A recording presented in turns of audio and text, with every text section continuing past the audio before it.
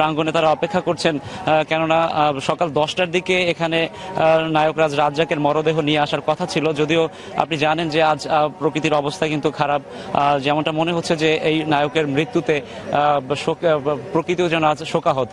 আর সে কারণে সকাল থেকে বৃষ্টিজনিত যে সমস্যাটি ছিল, এই কারণে মরদেহ এখনো নিয়ে আসা সম্ভব হয়নি। আমরা যতদূর জানতে পেরেছি এখন থেকে 15 মিনিট আগে গুলশানের নিজ বাসা থেকে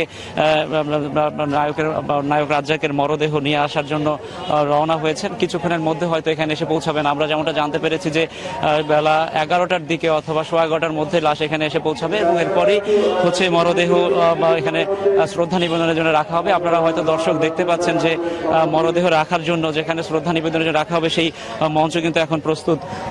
কিছুক্ষণের মধ্যেই এখানে যখন মরদেহ নিয়ে আসা হবে তখন সর্বস্তরের শিল্পী কলা কুশলী যারা রয়েছেন এখানে এসে তারা শ্রদ্ধা নিবেদন করবেন। দীর্ঘদিনের কর্মস্থল নায়ক রাজ্জাকের এই কর্মস্থলে যখন নিয়ে আসা হবে তখনই সবাই এখানে শ্রদ্ধা নিবেদন করবেন। আর এরপরে মরদেহ নিয়ে যাওয়া হবে কেন্দ্রীয় শহীদ মিনারে। সেখানে সর্বস্তরের মানুষ শ্রদ্ধা নিবেদনের সুযোগ পাবেন প্রিয় এই শিল্পীর, গুণী এই শিল্পীর।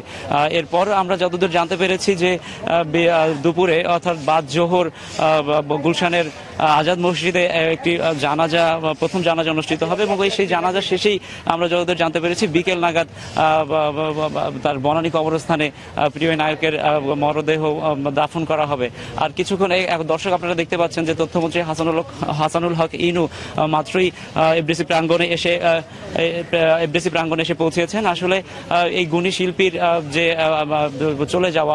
চলে যাওয়াকে কেন্দ্র করে পুরো এফডিসি এলাকাই শোকে স্তব্ধ হয়ে আছে, আমরা তেমনটাই দেখতে পাচ্ছি।